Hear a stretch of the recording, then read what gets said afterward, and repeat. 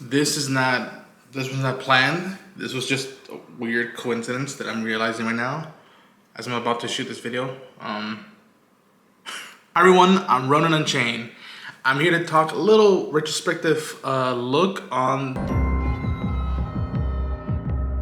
the popular Disney Plus show from Lucasfilm and creators Jon Favreau and Dave Filoni. Now, why? People always talk about Star Wars here and there, here and there. The reason why I had to tackle this video today is that it's the 6th anniversary, which again, weird number to celebrate, but it's been 6 years since Jon Favreau dropped this post on Instagram and officially confirmed, which if I'm not mistaken, up to that time, there was speculation that like, okay, he is doing something with Star Wars. Maybe it's a television show, but we don't know what it is. It's under wraps. And it wasn't until this post that it was officially confirmed from him, and I believe Lucasfilm followed suit, that like, yes, he's doing a show for the new streaming service at the time for Disney, and it's about the Mandalorian, and it's about the summary speaks so much to the Western samurai fan in me. If you're a fan of Tales from the Cantina, Tales of Bounty Hunters, Tales from Jabba's Palace, like I am, this was just a slim thought of what could go down, and yet it lingers on what we wanted to see. Like, okay, well, this is the era of the New Republic. How do they handle after winning the war, and where does that leave the Imperial remnants?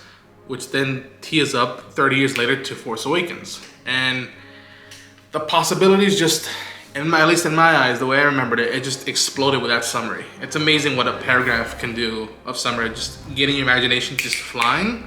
And I love saying that it's been 6 years of this post, because 6 years later, we have 3 seasons of this television series, 2 offshoot spin-offs. And also something worth pointing out is that at the time that this summary was dropped on social medias was when principal photography on the show had started. By then, there was 9 full months of pre-production leading up to, the tail end of 2017. But now Dave Filoni was shooting his pilot episode concurrently with what Deborah Chow was doing with her episode of episode 3, The Sin. From October 1st to October 26th, 2 key stories in the history of Star Wars were being made. And at the same time, El Maestro came to visit. George Lucas came to visit, I believe it was for John's birthday, and at the same time that Dave was shooting, so it was a cool thing to see the old master return and see how the apprentice was doing. And also, at the time when this post that John put out, if you fast forward to maybe 9 months later, maybe 10 months, I forget the numbering, we finally get the Mandalorian panel at Star Wars Celebration Chicago, where we got the first debut footage. I mean, some of it leaked,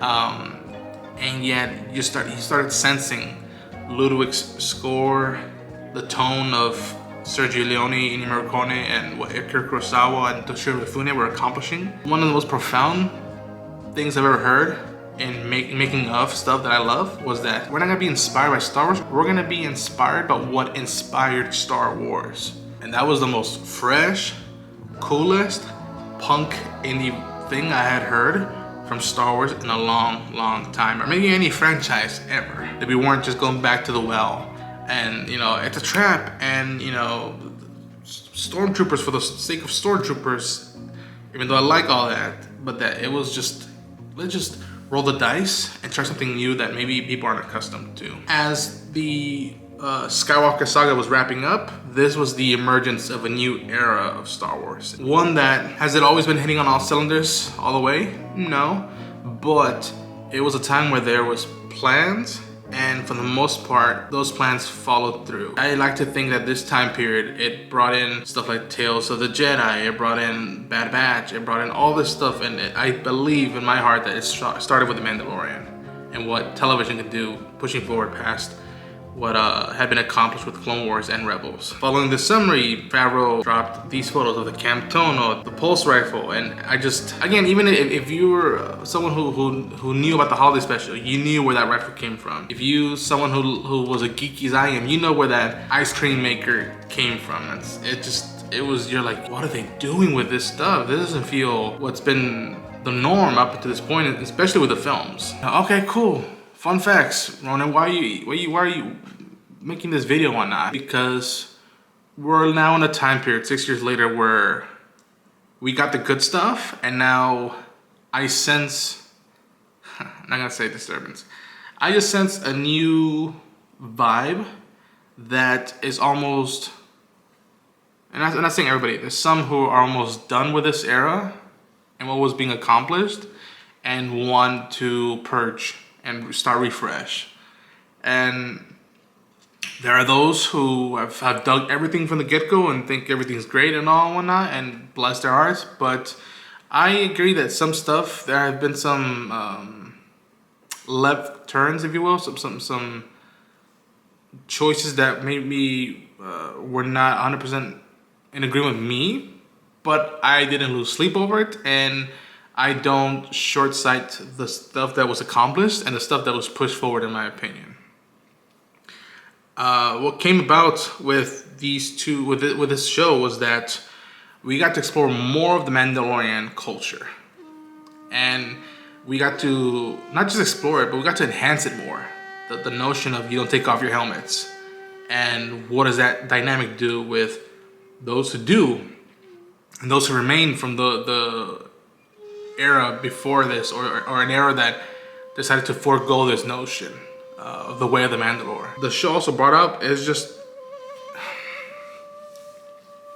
any stuff, nitpicks, if you will, that the sequels have brought on about. We want to know more about what happened to this galaxy since Return of the Jedi. It can't just be that the bad guys want to take over the world, the galaxy, and the good guys won't let that happen. What happened? What was the regime in those 30 years? How bad did it get that we have to start again with another civil war? And I love that the show and the offshoots explore that. Like, okay, there was a change of power, whether it was, ironic, that whether it was respectfully, professionally exchanged or not, but there was a change of power, and what were the repercussions of it? And you get that from the first few episodes of The Mandalorian, where it's like Imperial saying, look at it around, it's all chaos. You think the war was worth it? You think this was what you wanted after Imperial order, as the way they see it? And yeah, right now, I just love what these shows have been able to say about what happens when you win a war. What's the fallout after that? What responsibilities come after this? Not just the fighting, but like now, how do you rebuild something that's been damned for over almost 2 decades? And it's something that wasn't new to what Mandalorian was doing, but something that Dave had been doing with Clone Wars and with Rebels specifically, as I remembered it, was that they were starting to incorporate stuff from the EU again.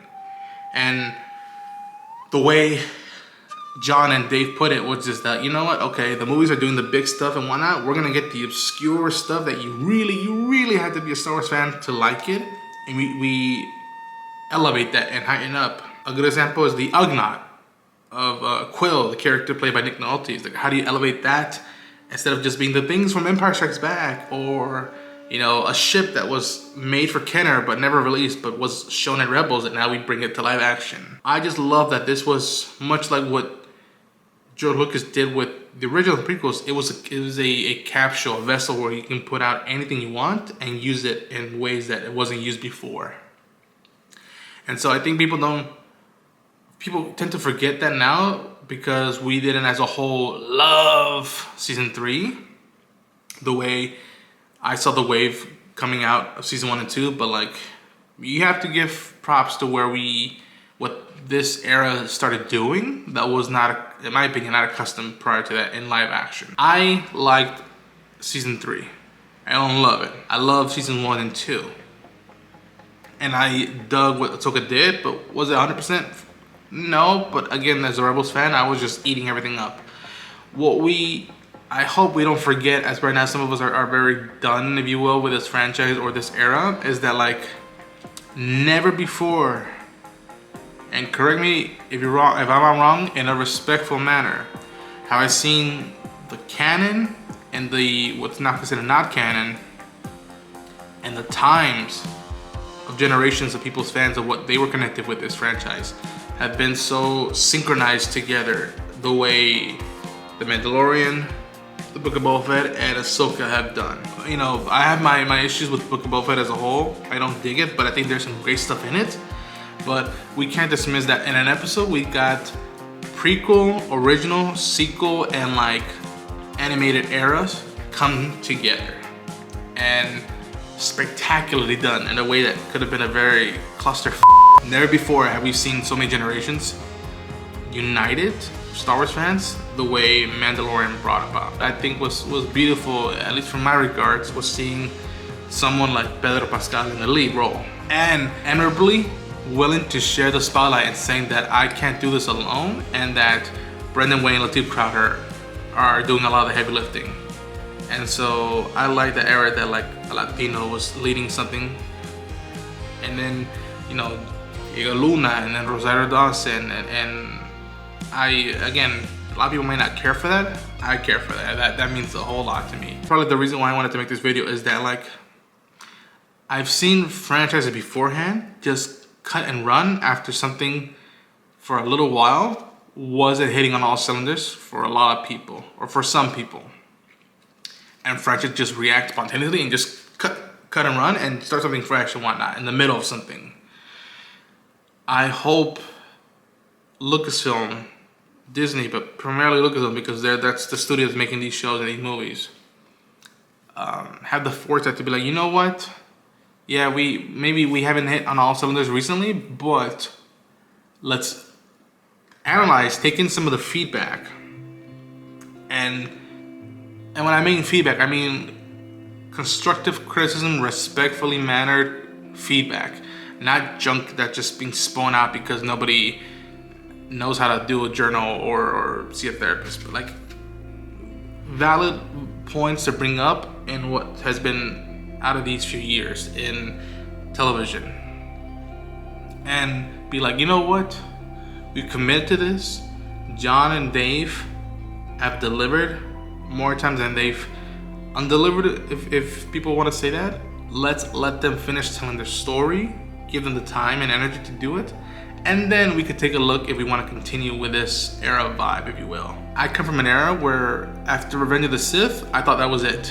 There was no more Star Wars and I had to move on with my life, and if I ever missed it, the movies were there, and Genndy Tartakovsky's Clone Wars at that time was there, and the novels and the comics were there. I say to fans who are worried, I'm like, don't lose hope. These guys haven't let us down in a consistent base, and they've done more good than they've done bad, if they've done bad. And I hope we can maybe look at stuff differently after Skeleton Crew in a respectful manner, and let's see how we look as a community and as a franchise after Japan in April of next year. But yeah, that's all I wanted to say. I think if anybody has any thoughts, please leave them down below in the comments in a respectful manner. And who knows, maybe I'll talk about more Mandalorian stuff in this year. I don't know, we'll see. This show really impacted me in a big way. It's almost everything I wanted to see as a kid, because I've always been a big Han Solo fan, and I always liked the opening of Jabba's palace in Return of the Jedi. I was like, you know what? I love this stuff with aliens and gangsters and smugglers, and that there's a mix of Imperials and Rebels. Let's hang out there more. And along with Rebels, I think Rebels, The Mandalorian, and Andor are probably three of the best things that's ever happened to Star Wars, in my opinion. But until then, subscribe to the channel, share the enthusiasm, and as always, this is the way.